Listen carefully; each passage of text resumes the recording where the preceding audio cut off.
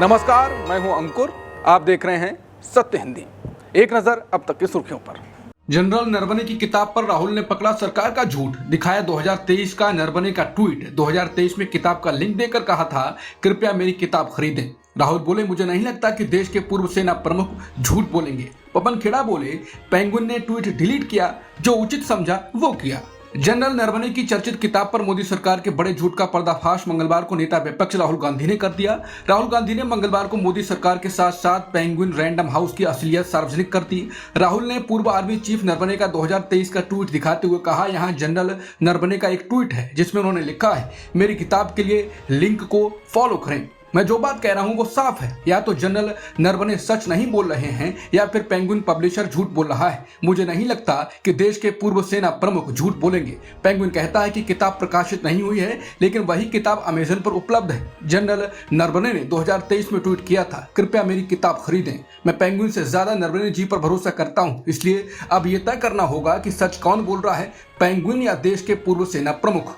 कांग्रेस नेता पवन खेड़ा ने general MM Naravane की किताब पर कहा कि पेंगुइन इंडिया ने अपना ट्वीट डिलीट कर दिया और यह साफ दिखाता है कि पब्लिशर पर काफी दबाव है। उन्होंने कहा कि खैर पेंगुइन ने जो उचित समझा वो किया, लेकिन पूर्व आर्मी चीफ अब भी सच के साथ खड़े हैं। पवन खेड़ा के मुताबिक ये किताब साल 2024 में प्रकाशित हो चुकी थी और अमेजन पर खरीदने के लिए उपलब्ध भी थी। कांग्रेस का आरोप है कि किताब में ऐसे तथ्य हैं जो मौजूदा सरकार के लिए असहज हो सकते हैं और इसी वजह से अब इस पूरे मामले पर विवाद खड़ा हो गया है। जनरल नरवणे की किताब लीक होने पर एफआईआर, मंजूरी मिलने से पहले कॉपी आई मार्केट में। प्रकाशक बोले कोई भी प्रति अब तक प्रकाशित नहीं हुई है। दिल्ली पुलिस ने पूर्व army chief general MM Naravane की अप्रकाशित किताब के सोशल मीडिया पर सर्कुलेशन को लेकर एफआईआर दर्ज की है। एक आधिकारिक बयान में सोमवार को यह जानकारी दी गई। बयान में कहा गया है कि दिल्ली पुलिस ने सोशल मीडिया प्लेटफॉर्म और ऑनलाइन न्यूज फोरम पर सर्कुलेट हो रही जानकारी का संज्ञान लिया है, जिसमें दावा किया गया है कि फॉर स्टार्स ऑफ डेस्टिनी नाम की एक किताब की प्रीप्रिंट कॉपी सक्षम अधिकारियों से जरूरी मंजूरी के बिना सर्कुलेट की जा रही है। यह भी बताया गया कि इस किताब की पब्लिकेशन के लिए जरूरी मंजूरी अभी संबंधित अधिकारियों से नहीं मिली है। बता दें इस किताब को लेकर लोकसभा में 2 फरवरी से गतिरोध की स्थिति बनी हुई है। राहुल गांधी को इस किताब को नहीं पढ़ने दिया गया, इसके बाद से ही हंगामा मचा हुआ है। पेंगुइन रैंडम हाउस इंडिया ने साफ किया है कि पूर्व थल सेना प्रमुख जनरल मनोज मुकुंद नरवणे की आत्मकथा के प्रकाशन अधिकार सिर्फ उसी के पास हैं और ये किताब अभी तक प्रकाशित नहीं हुई है। ये सफाई उन खबरों के बाद आई जिनमें किताब की कथित कॉपियां डिजिटल और अन्य रूपों में फैलने की बात कही गई थी। पेंगुइन रैंडम हाउस इंडिया ने अपने बयान में कहा कि किताब का ना तो कोई छपी हुई प्रति और ना ही कोई डिजिटल संस्करण अब तक सार्वजनिक किया गया है। प्रकाशक ने साफ शब्दों में कहा कि जो भी कॉपी इस समय चलन में है, चाहे वो प्रिंट हो, पीडीएफ हो या ऑनलाइन, वो कॉपीराइट का उल्लंघन है।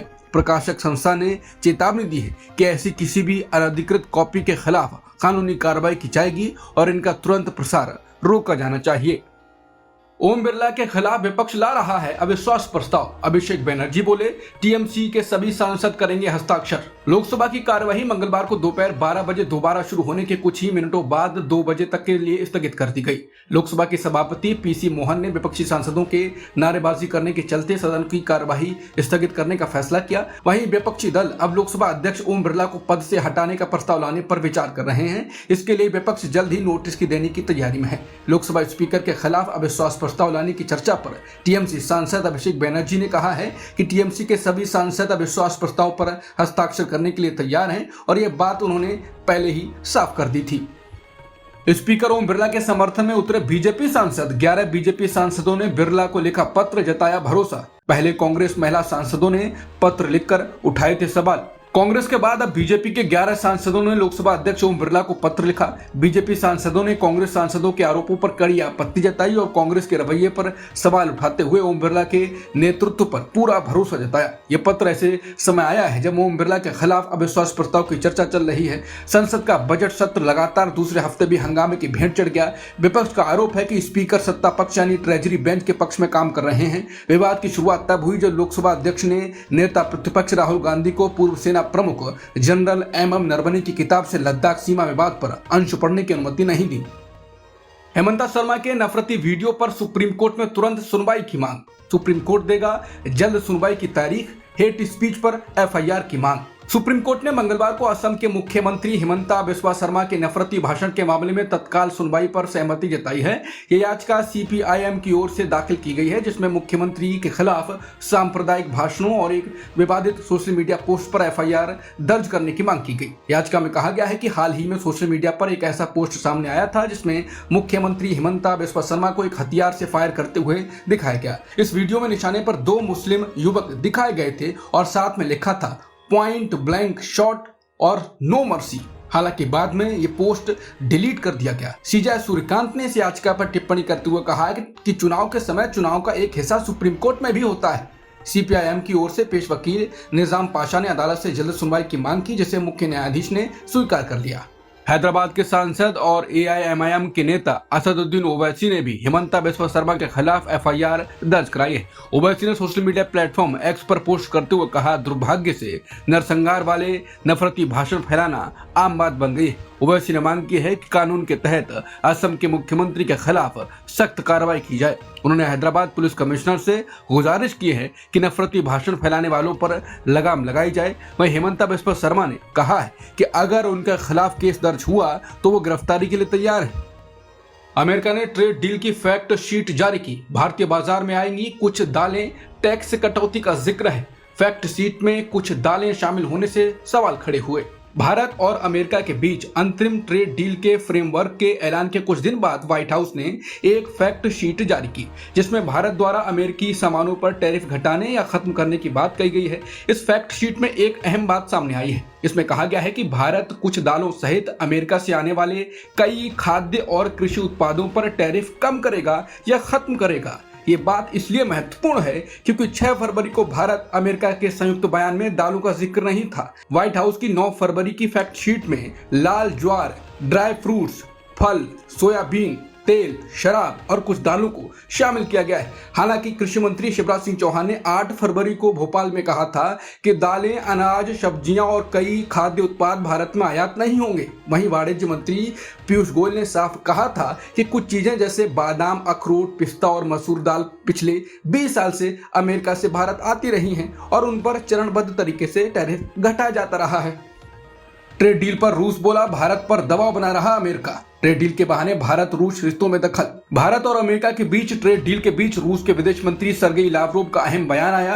उन्होंने कहा कि अमेरिका भारत जैसे हमारे कुछ सबसे मजबूत पार्टनर्स के साथ रूस के ट्रेड और मिलिट्री रिश्तों को कंट्रोल करने की कोशिश कर रहा है। हमारे खिलाफ गलत तरीके इस्तेमाल किए जा रहे हैं। अमेरिका ट्रेड के बहाने भारत जैसे हमारे सबसे पुराने साथी पर दबाव बना रहा है।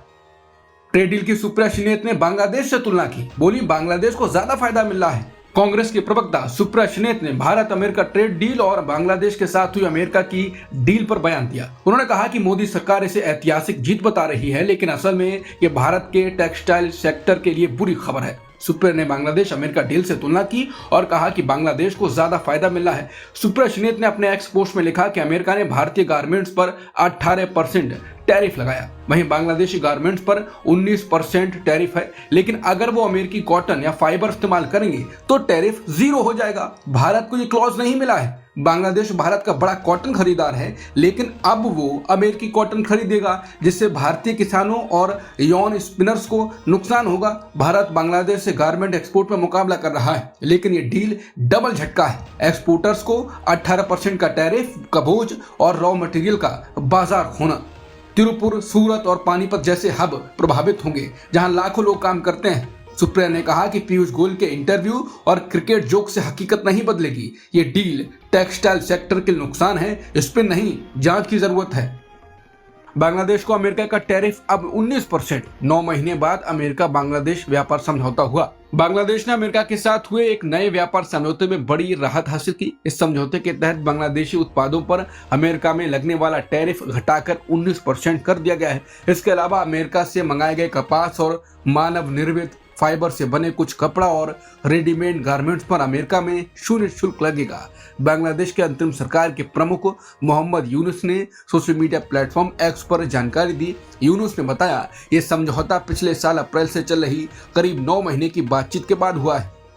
भारत के विदेश सचिव ने तेल पर ट्रंप के दावे का नहीं किया खंडन। बोले, तेल आयात पूरी तरह राष्ट्रीय हितों के आधार पर। भारत के विदेश सचिव विक्रम मिस्री ने सोमवार को कहा कि भारत का तेल आयात पूरी तरह राष्ट्रीय हितों के आधार पर तय होगा। हालांकि उन्होंने अमेरिकी राष्ट्रपति ट्रंप के इस दावे का सीधे खंडन नहीं किया कि भारत ने रूस से तेल खरीदना बंद करने की गारंटी दी है।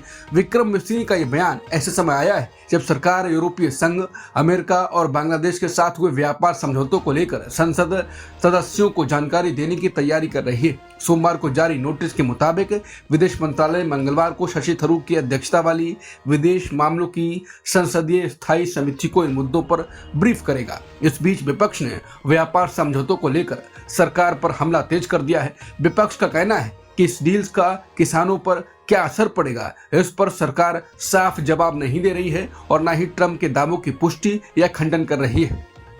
कोटद्वार में तनाव और बढ़ा, 12 फरवरी को बवाल। हिंदू रक्षा दल के नेता बोले दीपक का दिमाग ठीक करेंगे। 12 फरवरी को हिंदुत्व संगठनों से जिम के बाहर इकट्ठा होने की अपील की। दीपक के नाम के आगे मोहम्मद लगाने पर सीएम धामी भी बोले। उत्तराखंड के कोटद्वार में हाल की घटना के बाद तनाव बढ़ता जा रहा है। हिंदू रक्षा दल के नेता ललित शर्मा ने एक वीडियो जारी कर मोहम्मद दीपक को खुली धमकी दी है। वीडियो में शर्मा कहते हैं कि दीपक का दिमाग ठीक करने का काम उनका संगठन करेगा। उन्होंने हिंदुत्व संगठनों से अपील की है कि 12 फरवरी गुरुवार को दोपहर 3 बजे दीपक के जिम के बाहर इकट्ठा हूं। ललित शर्मा वीडियो में कह रहा है कि दीपक ने हिंदू देवी देवताओं और बजरंग दल का अपमान किया है। हम इसका विरोध करेंगे। सारे सनातनी भाई इकट्ठा हूं। पुलिस हस्तक्षेप ना करे वरना नतीजे भुगतेंगे। वीडियो सोशल मीडिया पर वायरल हो रहा है और सवाल उठाए जा रहे हैं कि क्या ये पुलिस को नहीं दिख रहा है। बता दें ये विवाद 26 जनवरी को शुरू हुआ था जब कोटद्वार में बजरंग दल के कार्यकर्ताओं ने एक मुस्लिम दुकानदार की दुकान बाबा स्कूल ड्रेस के नाम पर आपत्ति जताई थी। दीपक ने इसका विरोध किया और कार्यकर्ताओं को वहां से हटाया। इसके बाद से ही विवाद बढ़ गया। उत्तराखंड के कोटद्वार में बाबा दुकान के नाम को लेकर हुए विवाद में अब उत्तराखंड के मुख्यमंत्री पुष्कर सिंह धामी ने बड़ा बयान दिया। उन्होंने दीपक के नाम के आगे मोहम्मद लगाने पर कहा है कि नाम के आगे मोहम्मद लगा दो, अच्छे लगते हैं। ये क्या बात हुई। साथ ही उन्होंने कांग्रेस पर तुष्टीकरण की राजनीति करने का आरोप लगाया। उन्होंने कहा कि जो कथित तौर पर अपने पवित्र हिंदू नामों से पहले मोहम्मद जोड़ते हैं, कांग्रेस के युवा आज उनके समर्थन में ट्वीट करते हैं। T20 वर्ल्ड कप में पाकिस्तान ने सभी मैच खेलने की पुष्टि की। भारत पाक मैच पर आईसीसी की मोहर, खेलेगा पाकिस्तान। कोलंबो में होगा भारत पाक महामुकाबला। आईसीसी ने सोमवार देर रात साफ कर दिया कि पाकिस्तान मौजूदा पुरुष T20 वर्ल्ड कप में अपने सभी मैच खेलेगा। इसमें 15 फरवरी को कोलंबो में होने वाला भारत पाकिस्तान का हाई वोल्टेज मुकाबला भी शामिल है। आईसीसी ने अपने बयान में कहा कि पाकिस्तान क्रिकेट बोर्ड के साथ बातचीत सकारात्मक माहौल में हुई। दोनों पक्ष इस बात पर सहमत हुए कि खेल के हित, निष्पक्षता, तटस्थता और सहयोग को प्राथमिकता दी जाएगी। आईसीसी ने कहा कि सभी सदस्य देश टूर्नामेंट में भागीदारी की शर्तों का सम्मान करेंगे और वर्ल्ड कप को सफल बनाने के लिए जरूरी हर कदम उठाएंगे। ब्रिटिश पीएम के बदले सुर, कहा पद नहीं छोड़ूंगा। जेफरी एप्स्टीन से जुड़े विवाद के कारण सरकार घिरी है। एप्स्टीन फाइल्स को लेकर फंसी ब्रिटेन सरकार के रुख अब बदले हैं। पीएम कीर स्टारमर ने कह दिया है कि वो पद नहीं छोड़ेंगे और विवाद पर आखिरी दम तक लड़ेंगे। बता दें, पूर्व राजदूत पीटर मैंडेलसन और यौन अपराधी जेफरी एप्स्टीन से जुड़े विवाद के कारण उनकी सरकार घिरी है। लेबर पार्टी के भीतर से ही विरोध बढ़ रहा है और नेतृत्व बदलने की आवाजें भी उठने लगी हैं। लेबर पार्टी के कई सांसदों ने स्टारमर से इस्तीफा मांग लिया है। स्कॉटलैंड में पार्टी नेता एना सर्वर ने खुलकर कहा कि डाउनिंग स्ट्रीट का नेतृत्व बदलना चाहिए। उनका कहना है कि बहुत ज्यादा गलत फैसले हुए हैं। वहीं अब पार्टी के कई बड़े नेताओं ने खुलकर स्टारमर का साथ भी दिया है। डिप्टी पीएम डेविड लेमी ने कहा कि देश को बदलने के मिशन से ध्यान नहीं हटना चाहिए। एप्स्टीन कनेक्शन पर प्रिंस एंड्रू की मुश्किलें बढ़ी। प्रिंस एंड्रू पर पुलिस जांच को तैयार हुआ पैलेस, शाही परिवार फिर विवादों में घिरा। ब्रिटेन के बकिंगम पैलेस ने सोमवार को कहा कि वो प्रिंस एंड्रयू के खिलाफ चल रही पुलिस जांच में पूरे सहयोग देने के लिए तैयार है। प्रिंस एंड्रयू राजा चार्ल्स तृतीय के छोटे भाई हैं। ये मामला कुख्यात यौन अपराधी जेफरी एप्स्टीन से उनके कथित संबंधों को लेकर सामने आया है। जेम्स वैली पुलिस ने कहा कि वो इन आरोपों की पुष्टि कर रही है, जांच कर रही है कि प्रिंस एंड्रयू ने ब्रिटेन के पूर्व ट्रेड दूत रहते हुए कुछ गोपनीय जानकारियां जेफरी एप्स्टीन को दी थी। बीबीसी की रिपोर्ट के मुताबिक अमेरिका में जारी हुए कुछ ईमेल से संकेत मिलता है कि प्रिंस एंड्रयू ने आधिकारिक व्यापार यात्राओं से जुड़े दस्तावेज एप्स्टीन को भेजे थे। इनमें नवंबर 2010 की एक रिपोर्ट भी शामिल है जिसे उनके तत्कालीन विशेष सहायक अमित पटेल ने भेजा था, जो भारतीय मूल के बताए जाते हैं। इन नए खुलासों के बाद प्रिंस एंड्रयू की मुश्किलें और बढ़ गई हैं और शाही परिवार पर भी सवाल खड़े हो रहे हैं। अब तक की खबरों में इतना ही। बाकी खबरों के लिए बने रहिए सत्यहिंदी.com के साथ। Copyright disclaimer under Section 107 of the Copyright Act 1976. Allowance is made for fair use for purposes such as criticism, comment, news reporting, scholarship, and research. Fair use is a use permitted by copyright statute that might otherwise be infringing.